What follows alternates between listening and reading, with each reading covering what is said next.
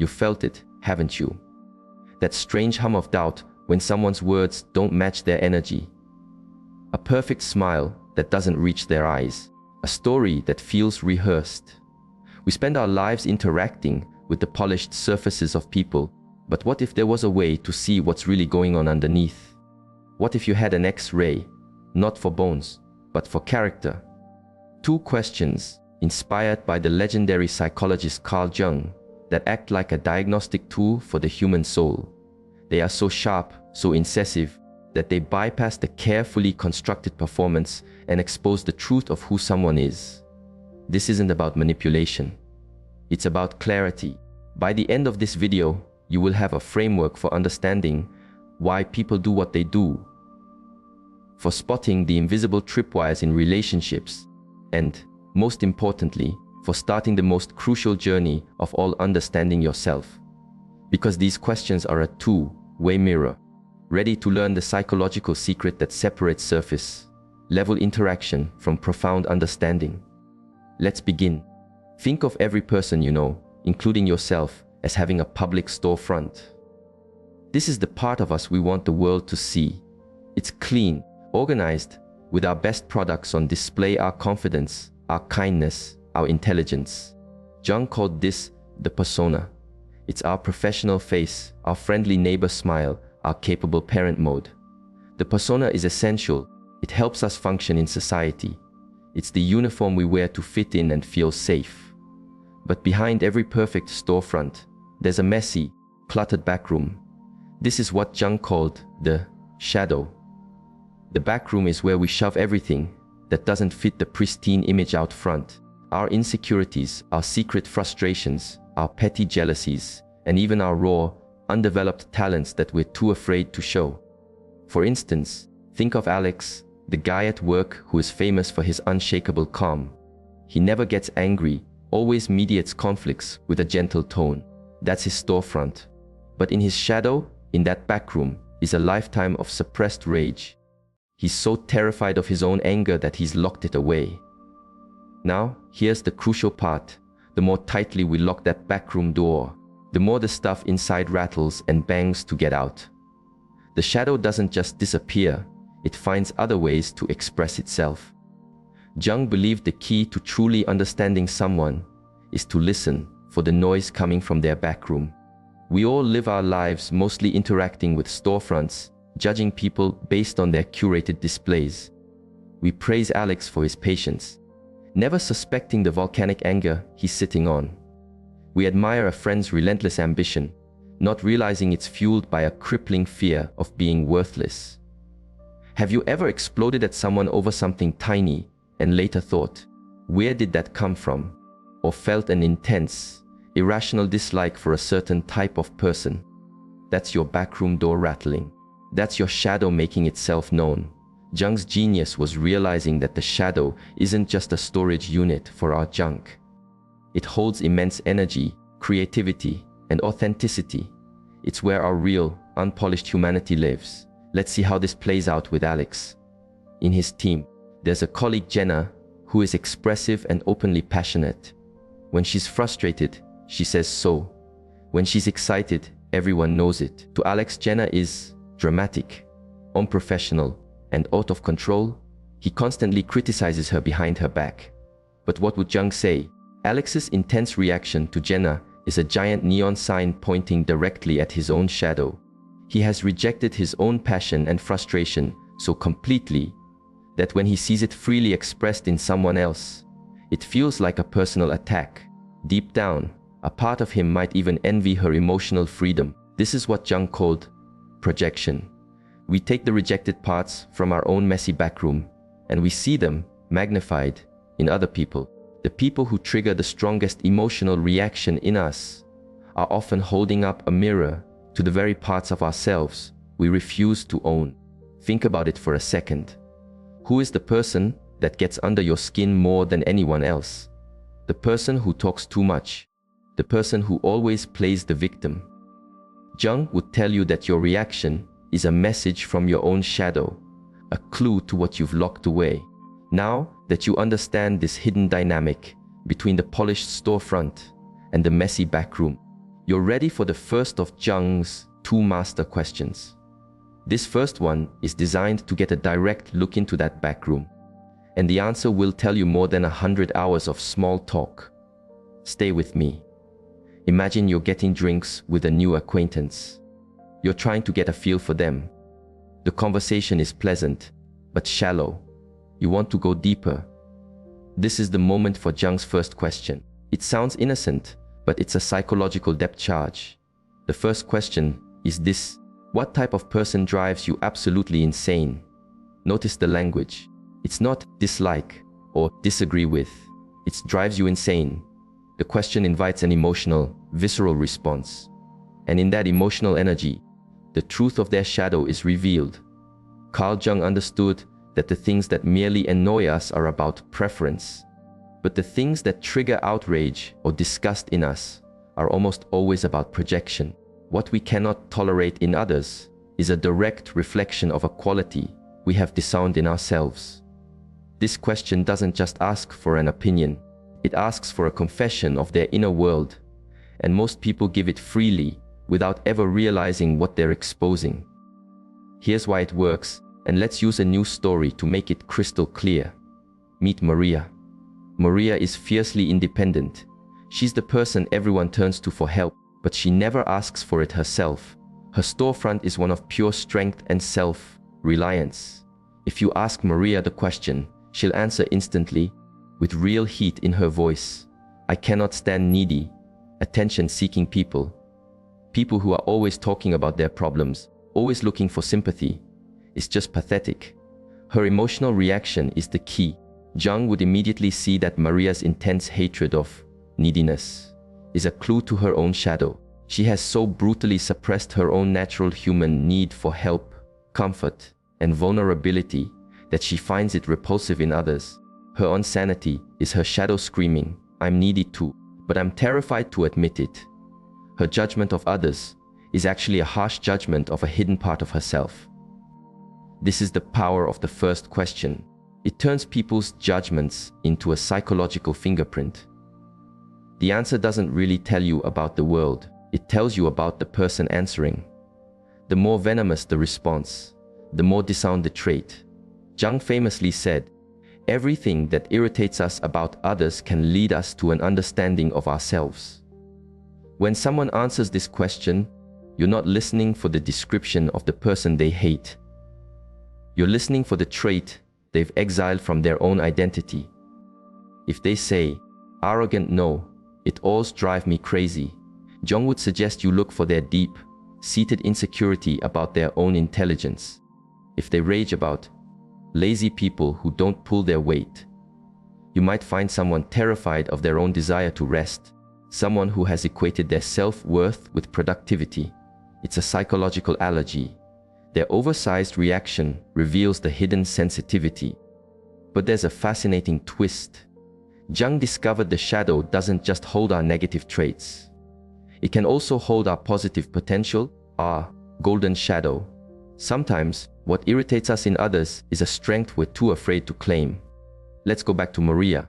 Her contempt for attention seekers might also hide her own suppressed desire to be seen, to share her story, to take up space in the world.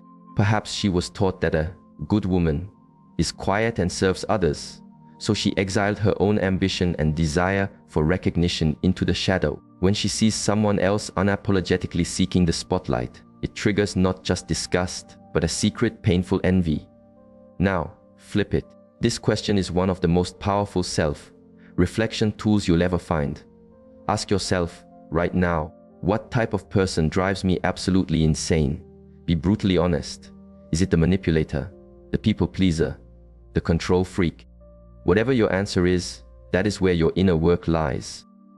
That trait you despise holds a message for you. It might be a weakness you need to accept, or a strength you need to reclaim. By asking this first question, you're not just reading others, you're learning to read the hidden map of your own soul. Now we know how to identify the shadow, but Jung's second question goes even deeper. It tests the very structure of someone's personality, revealing their capacity for growth, humility, and wisdom. Stay with me, because this next one separates the fragile from the resilient. Picture a heated debate in a meeting. Your boss, David, is passionately pushing for a strategy he is 100% convinced will succeed.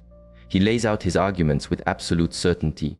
A junior employee nervously points out a critical flaw in his data. The room falls silent. Everyone watches David. What happens in this moment reveals more about his character than a year's worth of successes. This exact moment of truth is what Jung's second question is designed to expose.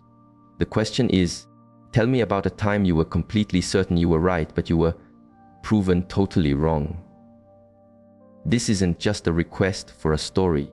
It's a stress test for the ego. Jung believed that true maturity isn't found in being right. It's found in how we handle being profoundly wrong. It's the moment our carefully built armor of competence cracks, and what we do next says everything about us. Let's explore why this is so powerful. Jung understood that we all have a version of ourselves we aspire to be. Our go ideal. This is the me who is intelligent, capable, and in control. Being proven wrong is a direct attack on that ideal. For many, that attack is intolerable, so they deploy a series of psychological defense mechanisms. They might rationalize, well, it would have worked if. Deny, I wasn't really wrong, the circumstances changed. Or project blame S, the team didn't execute my vision properly. How someone answers this question reveals the health of their relationship with their own imperfection. Can they let the armor crack, learn from it, and build it back stronger? Or is their ego so brittle that any crack threatens to shatter the whole thing? Let's go back to David, the boss.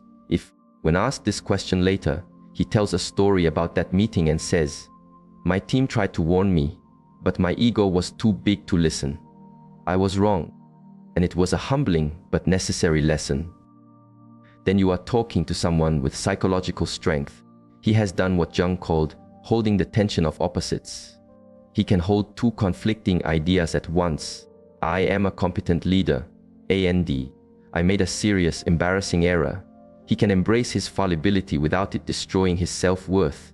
That is the hallmark of a mature, integrated personality. Now let's make it personal again. Think about the last time you were dead wrong about something important.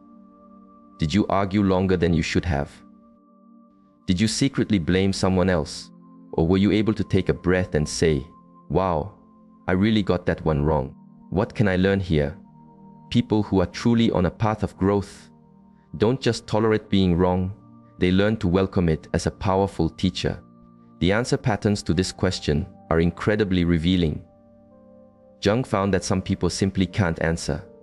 They'll say, I can't think of a time, or they'll tell a story where they were only technically wrong, but morally right. This signals what Jung called a psychological inflation, an ego so dangerously disconnected from reality that it cannot permit any evidence of its own flaws.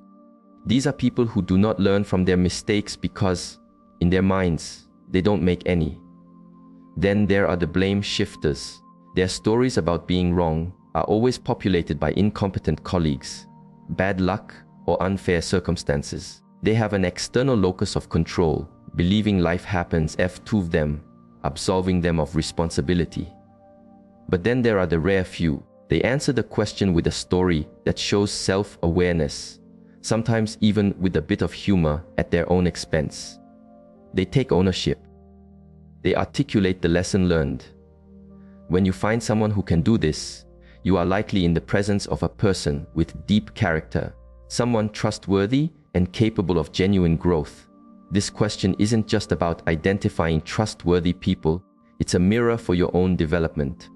When you can tell your own, I was wrong, story without flinching, without making excuses, you have achieved a level of self-acceptance that is the foundation of true confidence. It means your worth is not tied to being infallible. Here's how to use it.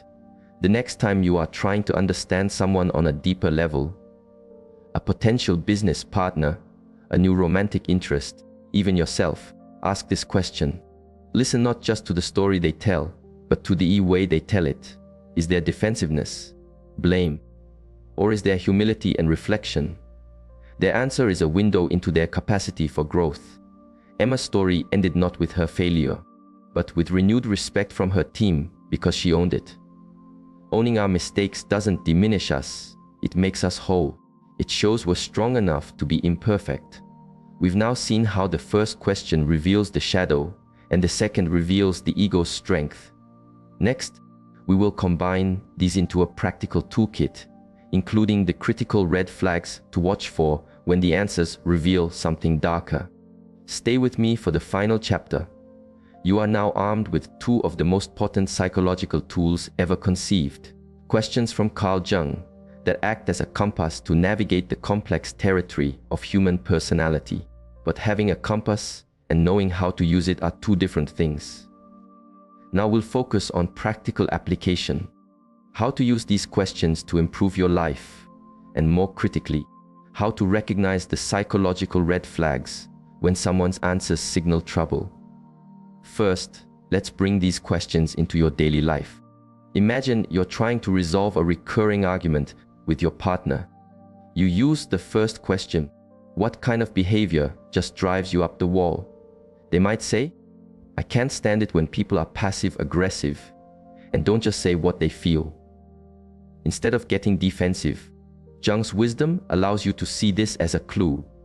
Perhaps your partner is deeply uncomfortable with their own direct anger, so they project that discomfort onto you.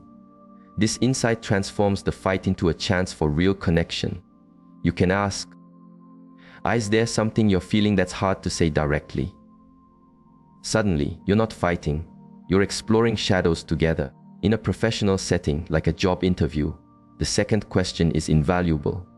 Ask a candidate, "Tell me about a time a project you were certain about turned out to be a total failure." A candidate who blames their team or the market is revealing a fragile ego and a lack of accountability. But the candidate who owns the failure analyzes what they learned and explains how it made them a better leader. You just found a gem. For parenting, these questions are a backdoor to your child's developing inner world. Asking a teenager, "Who's the kind of kid at school you just can't stand?" can open a conversation about their own insecurities, social pressures, and the parts of themselves they're learning to accept or reject. Let's watch this unfold in a real scenario. Think of a manager, Sarah, trying to mentor a talented but difficult employee, Tom. Tom is brilliant, but dismisses his teammates' ideas as stupid. Sarah uses Jung's framework. She asks Tom question number 1. Tom rants about incompetent people who waste his time. Sarah hears the shadow. Later, she gently asks question number 2. Tom can't name a single time he was wrong. Instead, he tells stories of how his brilliant ideas were sabotaged by others. Sarah now has a clear picture. Tom has a powerful shadow related to his own fear of incompetence, combined with an inflated ego that can't admit fault. He's not a monster, he's brittle. She can now tailor her mentorship to help him build genuine self-worth, not just shield a fragile ego. But not all revelations are so constructive. Sometimes, the answers to these questions raise serious red flags. These are the signs, according to Jung, that you might be dealing with a personality that is deeply fragmented or resistant to growth. Here are the 4 key red flags to watch for. Red flag 1, the scapegoat shortcut. When you ask the first question, "What drives you insane?" if their answer is an entire demographic, all politicians, or millennials, or managers, be wary. This is what Jung would call a dangerous form of projection. Instead of dealing with their specific shadow traits, they've conveniently projected them onto a large, faceless group. This cognitive shortcut shows a lack of nuance and an unwillingness to do the personal work of self-reflection. It's intellectually lazy and psychologically defensive. Red flag 2, the unbreakable ego. When asked about being wrong, this person literally cannot recall an instance. Or they will redefine the word wrong to exonerate themselves. Jung saw this not as a sign of strength, but of extreme brittleness.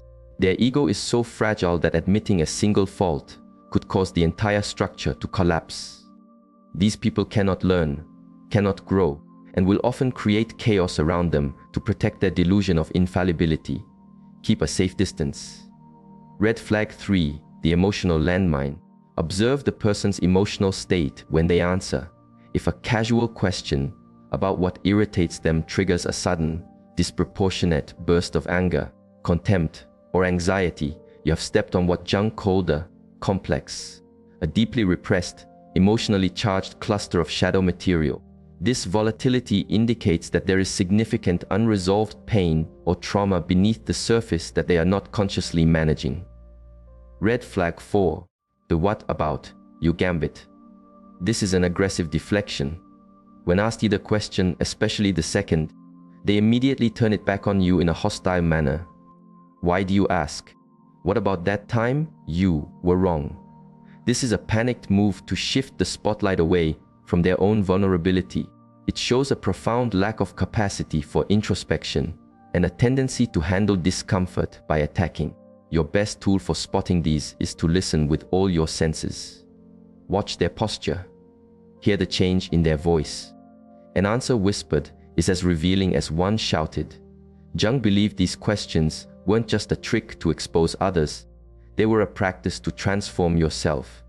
When you spot a red flag in someone, it invites you to ask, where does that same tendency live in me? As Jung wrote, the meeting of two personalities is like the contact of two chemical substances. If there is any reaction, both are transformed. Your challenge is to use these insights not to label or diminish, but to navigate with greater wisdom and compassion, to become a student of human nature, starting with your own. And so, we arrive at the core truth. This entire exploration of Carl Jung's psychology wasn't just an intellectual exercise. It's a call to wake up. We've seen how two simple questions can part the curtain on the human soul, revealing the hidden dance between the person we pretend to be and the person we are. They illuminate the shadow and test the strength of the ego. But the most profound secret is this: their greatest power is not in what they reveal about others, but in what they demand of you. Jung's work pushes us towards one single, terrifying, liberating conclusion: self-knowledge is the only real foundation for a meaningful life. As he so perfectly put it, who looks outside dreams. Who looks inside awakens. Every time you feel that spike of irritation at someone's behavior, that is an invitation from your own soul to look inward. Every time you defend your position long after you know you're wrong, that is an opportunity to choose growth over ego. So here is your real call to action. Stop sleepwalking through your relationships, including the one with yourself. Take these two questions and actually use them. Have the courage to ask them of the people you care about, not as an accusation, but as an invitation to go deeper. More importantly, have the courage to ask them of yourself and to sit with the uncomfortable truth of your own answers. What shadow are you projecting onto the world? What does your relationship with being wrong say about you? Share your biggest insight from this video in the comments. What did you discover about your own shadow or ego? Your story matters, and it could be the spark that helps someone else begin their own journey. If this deep dive resonated with you, subscribe and ring the bell, because we are committed to exploring the depths of what it means to be truly human. Share this video with one person who you believe is ready to stop dreaming and start awakening.